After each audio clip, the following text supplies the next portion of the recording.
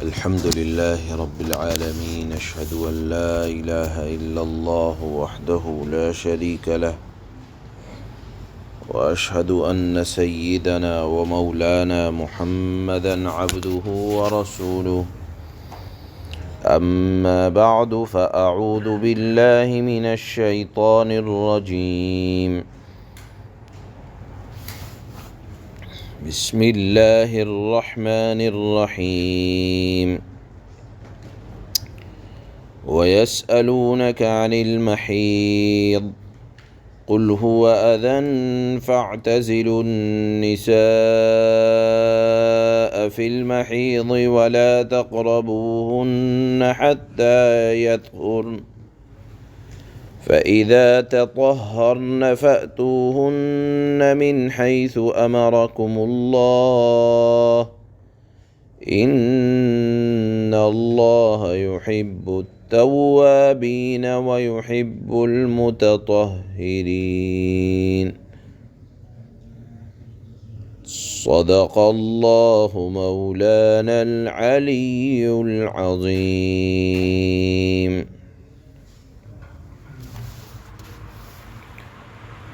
دوران حیض کے کچھ احکامات اللہ نے اس آیت میں بیان فرمائے ہیں۔ لفظ استعمال کیا وَيَسْأَلُونَكَ عَنِ الْمَحِيض، محیض کہتے ہیں حیض کو، جو عورتوں کو ہر مہینے اللہ کی طرف سے ایک نظام ہے، توالد و تناسل یعنی اولاد کے دنیا میں آنے کا ایک ذریعہ ہے۔ تو اس کے متعلق کیا حکم ہے؟ چونکہ یہود و نصارہ جو قومیں ہیں ان کے ہاں بڑی افراط و تفریط پائی جاتی ہے۔ یہودی حیض کے زمانے میں عورتوں کے اوپر بڑا ظلم کیا کرتے تھے، ان سے بالکل جدا ہو جاتے تھے، نہ تو ان کے ساتھ کھانا کھاتے، نہ ان کے ساتھ بات کرنا پسند کرتے، نہ ان کے ساتھ اٹھتے بیٹھتے تھے، حتیٰ کہ اگر کسی عورت نے کھانا پکا دیا تو ان کے ہاتھ کا کھانا کھانا بھی پسند نہیں تھا، اور بات اتنی بڑھ چکی تھی کہ ان کو اپنے گھر میں رکھنا بھی پسند نہیں کرتے تھے، اور ان کو بالکل اس زمانے میں ایک علیحدہ مکان ان کا کر دیا جاتا تھا۔ یہی حال مجوسیوں کا بھی تھا، اور ہندوؤں میں تو آج بھی اس طرح کی باتیں کہیں کہیں دیکھنے کو ملتی ہیں کہ ایام حیض میں عورت کے ہاتھ کا پکا ہوا کھانا بھی نہیں کھاتے۔ تو اتنی شدت تھی۔ اور نصارہ کے ہاں یہ تھا کہ وہ میل ملاپ بھی کرتے تھے، اٹھتے بیٹھتے بھی تھے، قیام و طعام بھی رہتا تھا، کھانا پینا بھی ساتھ میں رہتا تھا،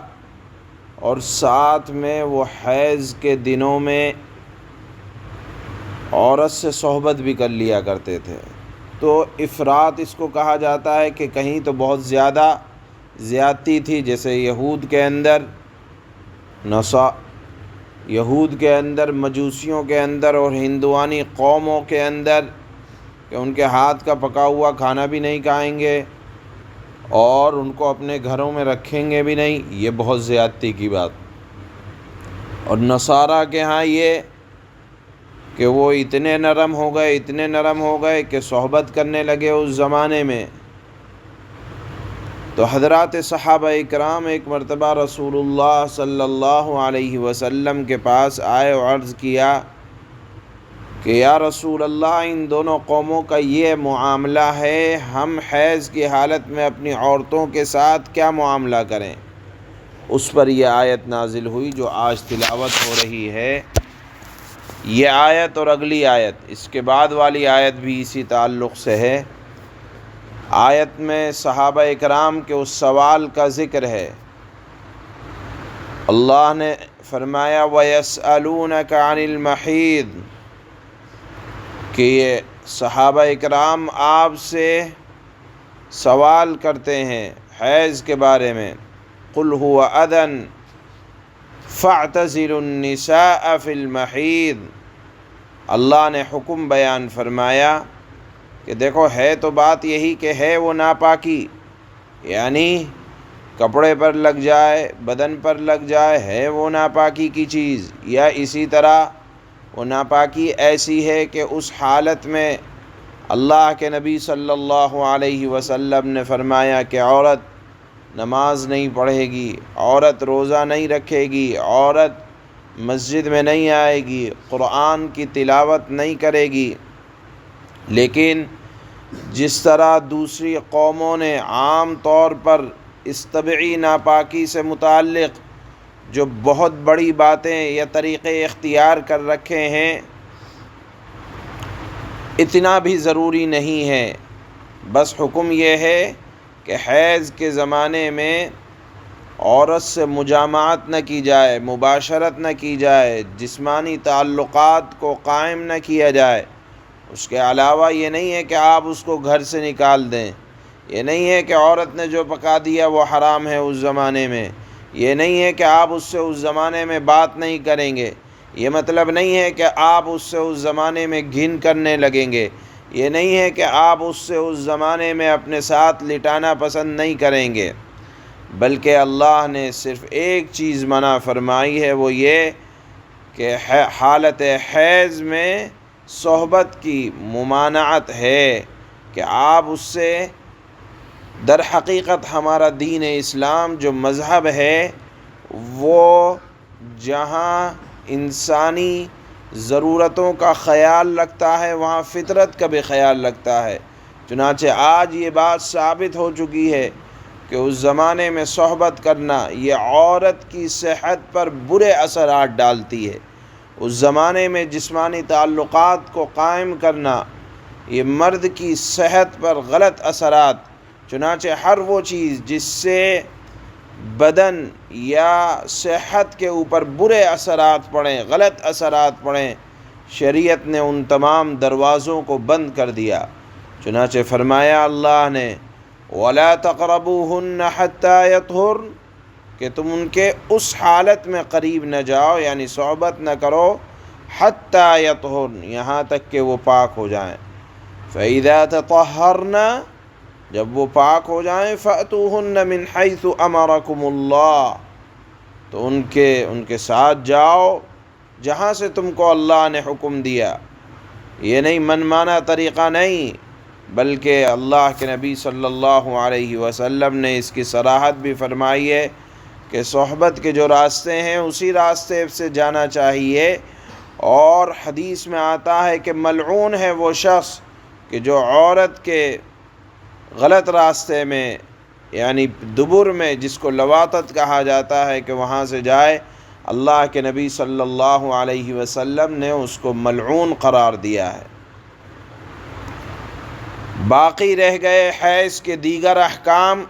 مثال کے طور پر مسجد میں نہ جائے، قرآن کا نہ چھوئے، حالت حیض میں نماز نہ پڑھے، روزہ نہ رکھے، یہ تمام کے تمام احکامات اللہ کے نبی صلی اللہ علیہ وسلم نے حدیث میں بیان فرمائے ہیں، اس کی ممانعت آئی ہے۔ تو اسلام ایک بہترین مذہب یہ ہے کہ اسلام نے اس حالت میں عورتوں سے نفرت کرنے کا حکم نہیں دیا جس طرح دیگر مذاہب میں ہے، یا جس طرح یہودیوں نے کیا کہ گھر سے نکال دو، نہیں، اس کو اپنے ساتھ رکھو، کھانا کھاؤ اس کو ساتھ میں، اس کے ساتھ لیٹ بھی سکتے ہیں، لیکن ایک چیز کی منع فرما دیا کہ اس حالت میں صحبت سے رکا جائے، اس لیے کہ وہ انسانی جسم پر اس کے وجہ سے غلط اثرات یا صحت خراب ہوتی ہے، اس وجہ سے بہرحال وجوہات اور بھی جو کچھ ہوں، لیکن اللہ نے منع فرما دیا کہ وَلَا تَقْرَبُوهُنَّ حَتَّى يَطْهُرْنَ کہ ان کے ساتھ صحبت نہ کی جائے اس حالت میں یہاں تک کہ وہ پاک ہو جائیں۔ یہ حکم اللہ نے یہاں آیت میں آج بہت صراحت کے ساتھ بیان کیا ہے۔ اللہ فرماتے ہیں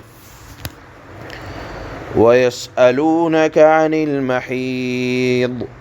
قُلْ هُوَ أَذًى فَاعْتَزِلُوا النِّسَاءَ